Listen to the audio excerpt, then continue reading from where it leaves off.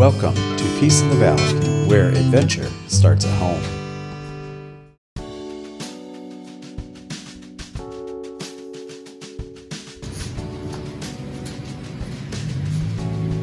Hello. Today we're going to make another recipe. It's another fermented food. I don't know if you noticed the pattern here. We really like fermented food in this house. Sauerkraut is one of our favorites to eat, especially this time of year as the cabbages are coming off the gardens and things like that. And we've done all kinds of different fermented foods in the past. Actually, I was just reading a recipe this morning. I'm going to ferment the rest of my cabbages and make some fermented, oh, not cabbages, I've got cabbage on the brain. I'm going to ferment carrots. So I found that recipe and I thought, oh, that's a good idea. More of an Asian tradition, I believe. But I've got carrots and it's a good way to keep them for longer than what they're going to keep just in my fridge. So today we're going to make another fermented food. Like I said, it's a drink called kombucha. It's spelled Kombucha. And this is a fermented tea. And the fermentation takes place by using a starter called a Scoby, a symbiotic culture of bacteria and yeast. So it's an acronym. Pretty clever. But so in its people, they don't understand what a Scoby is. And it's basically just a fibrous mass mainly, I think it's called cellulose. I don't know. The link for a couple of different articles about what a Scoby is and what the difference between a Scoby and mother is, like in vinegar, is in the description below. So you can check that out later if you want. But for now, we're going to worry about our Scoby. And today I've already got a new batch of water getting ready to boil to make a new batch of kombucha. And so I'm going to get my kombucha down off the shelf and show you guys a Scoby and show you what I do to get ready to prepare another batch. So like I said, I've got, this recipe is going to do a gallon of kombucha, and I'll show you my jar in a minute. And so I have 3.5 cups of water in here getting hot to boil. And to that you're going to add your 2 cups of starter with your Scoby. And you can use whatever kinds of teas you want. I use just a standard, it was like the basic recommendations. So I use 4 green tea and 4 black tea. But you can also use herbal teas if you don't want any of the caffeine content. But I really haven't noticed any caffeine effects from this. So that's something I haven't really investigated on whether that's true or not. So that's what I use. I like to use Newman's Own organic teas because 100% of their profits goes to charity. I don't know what charity, but I think it's kind of nice. And to get you acquainted with the Scoby, this is the very first Scoby that we ever had. We retired her, but Julia said we couldn't get rid of it, and we had to name her and keep her forever, or until we stopped drinking kombucha. So this is Mama Jessie, and she's from the very first batch of kombucha that I ever made, and I believe I got this first Scoby from Bryce's sister-in-law, Becca, who is married to Adam, his youngest brother. So thank you, Becca, for this tradition that I started doing when the kids were little. They don't particularly like kombucha, but neither does Bryce, actually, but that's another story for another day. But anyway, while this is going, I'm going to show you the Scoby, and it's up here on the shelf. And like I said, I use a big gallon jug.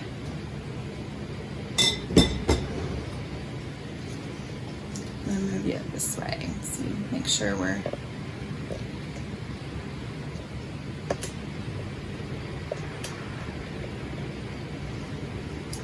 So when you have it There's a big jar, and you can see that little gelatinous thing on top. I'll show it to you up close here in a minute.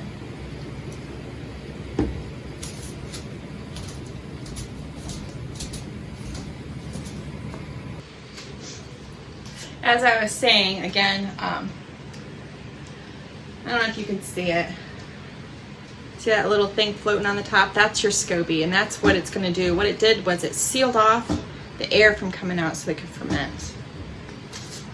And if you're curious why I'm glistening, it's because it's like 90 degrees and 86% humidity.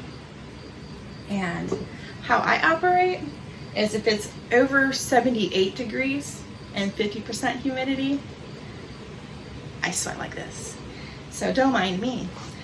And plus now I have the stove on, so that's more heat. That's lovely.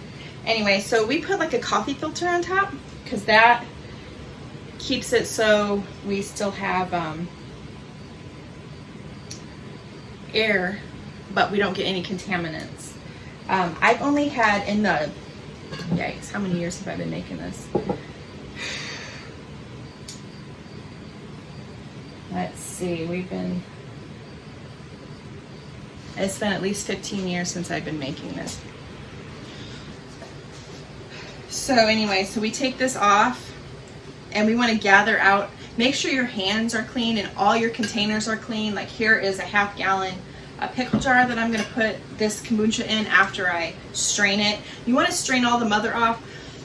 It's not bad. You could drink it just like you can with vinegar, but the more mother that you leave in here, it will start producing another Scoby, especially if you don't keep it in the refrigerator after you do this, which a lot of times I don't.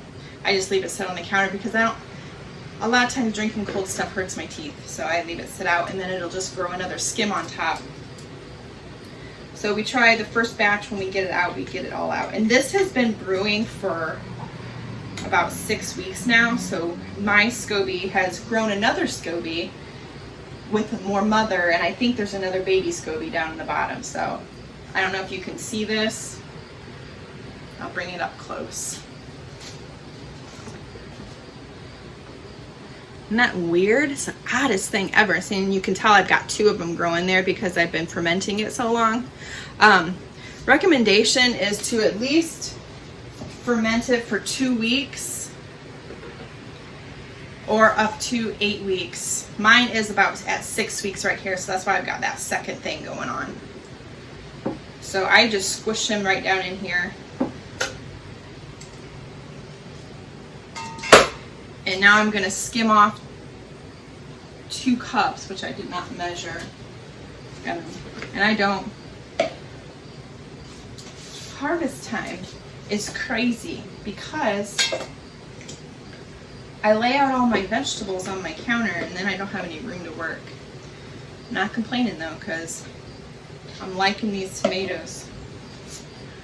So you measure off 2 cups of your raw stuff. Oops, I got too much. I got 2.5 cups.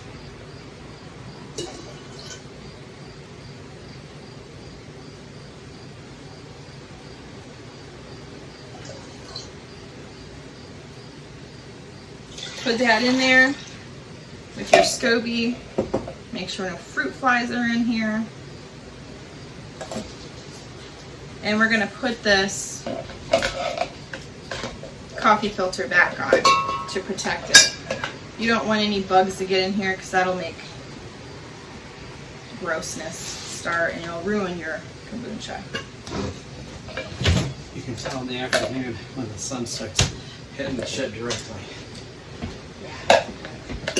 Oh, you're recording now. Yeah, that's what I said. You're going to have to do a lot of editing. Okay, so now this is ready for my new batch that I'm making. And I can hear it sizzling back there, so it's getting ready to boil. So we're going to hurry up and get this filtered off here. And again, the reason we do this is just that mother will just keep growing more and more Scoby. But putting it in the fridge will stop the fermentation process. So if you decide to try this recipe, and after you filter yours out, keep it in the fridge, it won't grow anymore. But like I said, I just leave it on the counter it does ferment more, so it gets stronger and stronger. As I think Bryce's other brother, Kent, his wife said, they have medicinal kombucha sometimes, which is just fine. You can fix that by doing the second ferment anyway. And that I'll talk about in a minute, because that is the coolest part of this whole process. Woo! Okay, we got a boil back here, so I gotta hurry up.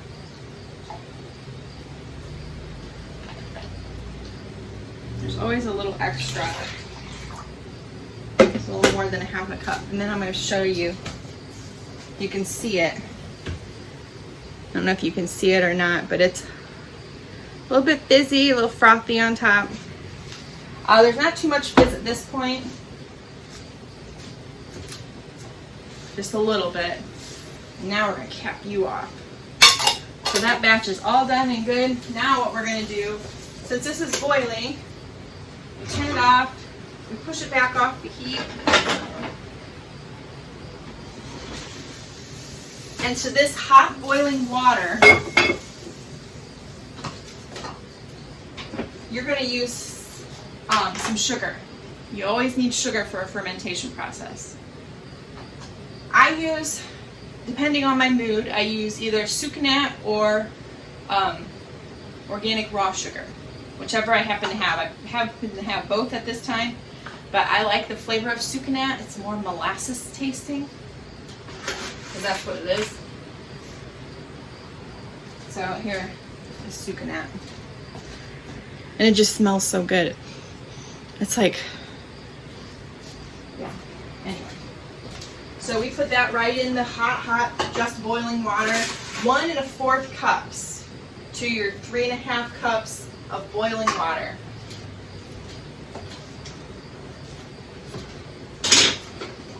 And then usually I have this done before I start the boiling process, but I was trying to do too many things at once. As per usual, what I do. But so I don't have 8 of these floating around in the water. I open them all up and I tie them all together so they're in one bundle. So we're going to take a minute and do that.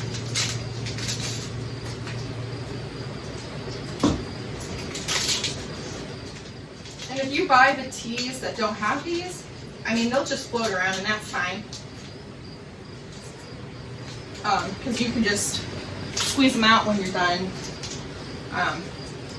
Because not all of the teas come on the strings. They come, you know, I think Celestial Seasonings, and there's a couple other brands where they just are the little sachets without the strings.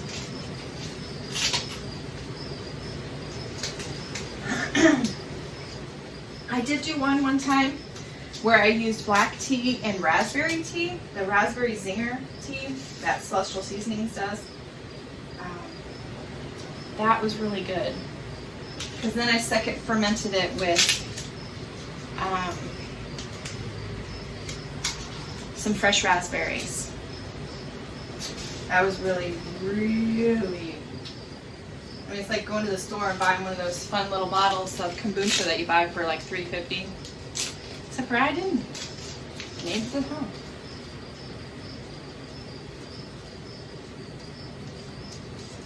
I have to say I don't like to, because Julie and I really do like to buy those, the Health, I think it's called Health Aid. Those ones are really yummy. They do, whoever that company is, they do a good job with their recipe is good.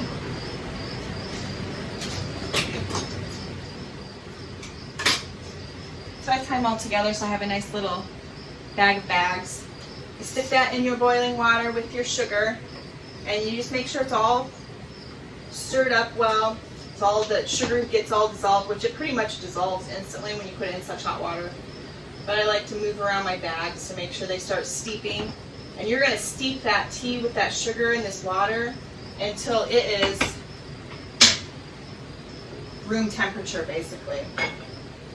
So I keep it on the back of my stove cracked just to let the air escape or whatever it does.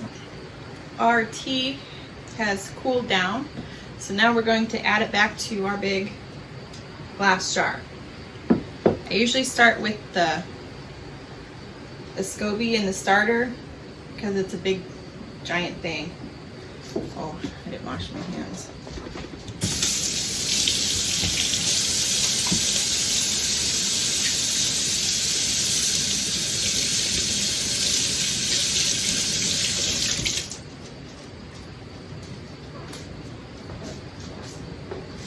So you dump the Scoby in with the starter.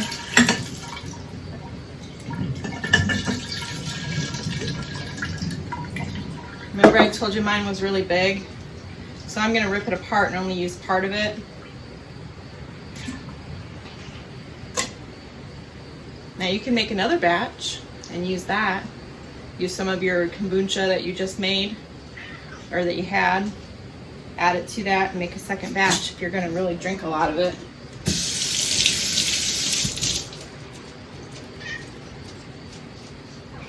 Or like me, I'm just going to let it, put it in the compost and let the worms decompose it.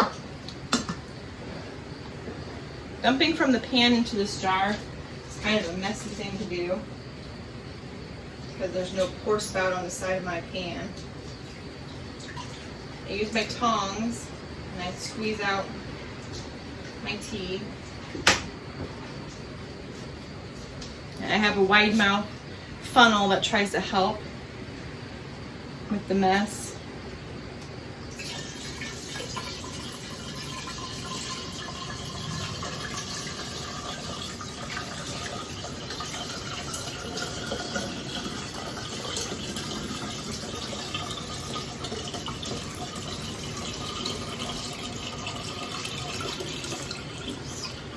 Mess.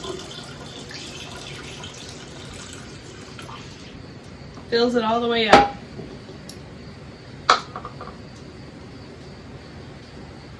You see the Scoby floating in there? It'll make its way to the top and seal it off to keep out any bacteria or anything, bad bacteria that you don't want in there. Then you put your coffee filter back on, secure it. I secure it with a rubber band. Some people use string. So there we go. Now, like I said, you can look up websites where it tells you how long to do it. I ferment mine for anywhere from 2 to 6 weeks, unless I forget. One time I think it was 10 weeks. In Rachel's words, it was very medicinal, but it did a good job. And I just carried on, so can't really mess this up too much. There's some people have problems with mold. Like I said, I've been doing this for probably about close to a decade or more, and I haven't had any mold yet. So for now, what we're going to do is I'm going to show you how we do the second ferment. Now all this, like my jar that I'm going to put my new batch in, I'm going to have to wash this out. We want to wash it out, make sure it's clean. We don't got any contaminants in there. When you do the second ferment, I need a funnel because of the jar that I use, the jars that I use. I need a bigger kitchen. So you all who follow us and watch these, send Bryce a message that he needs to finish my kitchen and my library. But that's another story. Okay. He's probably gonna edit that out, but if he doesn't. Okay, so you get these fun little bottles. These ones are Trader Joe bottles, but you can buy just plain ones without having to get them at the store, but I know a lot of people get these. They've got the locking mechanism on the top to hold in for our second ferment, which is awesome. You guys are gonna love watching it. So in this is a 25.4 fluid ounce bottle, but I usually only fill it up to a little bit over where the neck starts, because we need to leave a little head space here, so that way we don't like explode our bottle. That'd be terrible. So we're gonna put about a cup of kombucha extra that I had in here.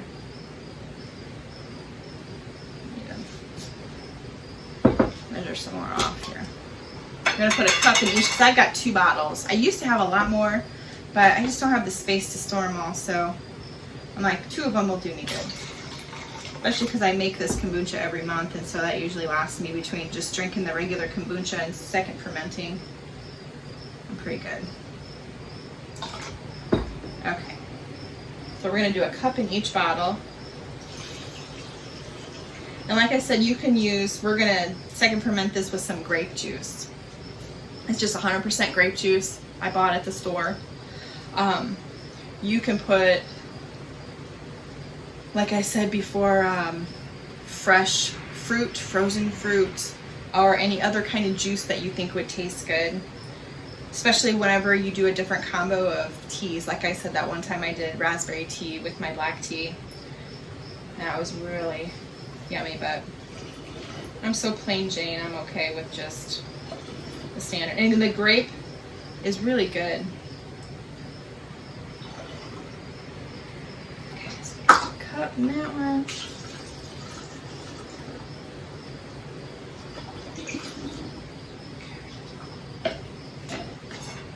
And now we're just going to fill it the rest of the way up with our juice.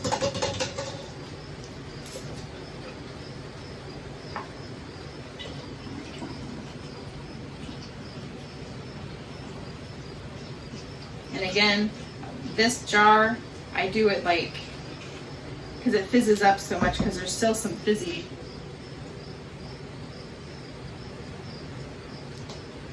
If you guys have like a soda pop addiction, and you're trying to get rid of it and you want to try to replace it with something, kombucha is a really nice way to do it, because it really, I mean, even if you don't make it yourself, if you just go to the store and buy it, it's pretty expensive kind of, but if you need that hit to take off the edge off from the soda pop addiction, the stuff you buy in the store, the second ferments, and these second ferments, they really do it because it's so fizzy. It's a different kind of a fizz.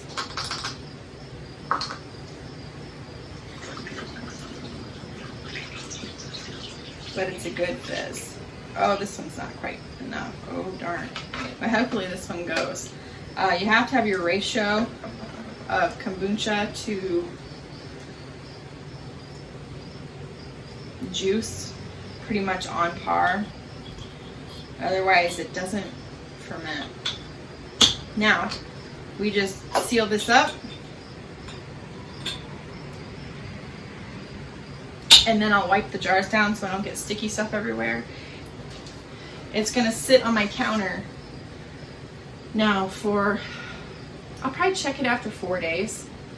Like right before, like what's today? Today's Saturday, Sunday, Monday, Tuesday, Wednesday. So I'll check it on Wednesday. Just sitting on my counter. But anywhere, since it's so hot, but it's supposed to cool down too, so I don't know. But then I'll show you what it looks like after you leave it set. It's pretty fun.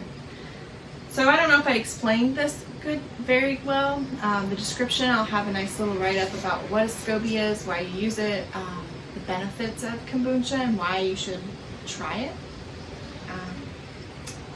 And I used to have a Scoby hotel, because getting Scobies, you can buy them online, starters and Scobies, but reach out to your community. It's a little known secret. You never know who you find has a kombucha, a Scoby hotel. And what that means is, like Mama Jessie, she's alive. I could take her out, add a little more kombucha to her, and use her as a starter, and she'd make some batches. And each of these layers,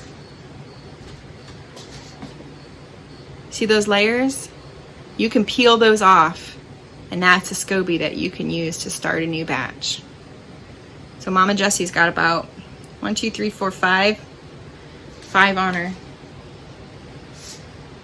And then my new one, he is a big, big boy. And that looks so weird and eerie. Bryce hates looking at them. He thinks they're nasty. There's several there.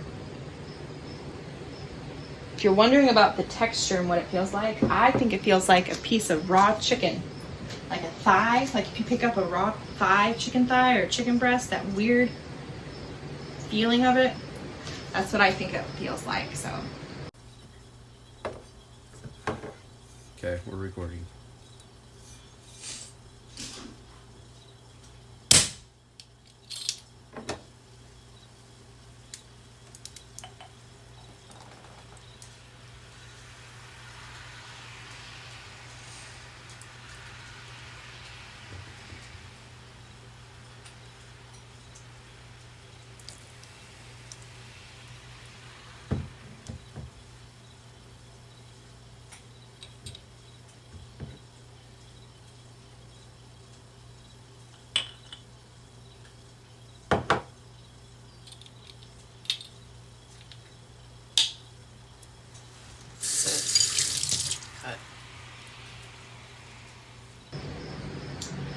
Remember to like and subscribe to Peace in the Valley, and I'll see you later.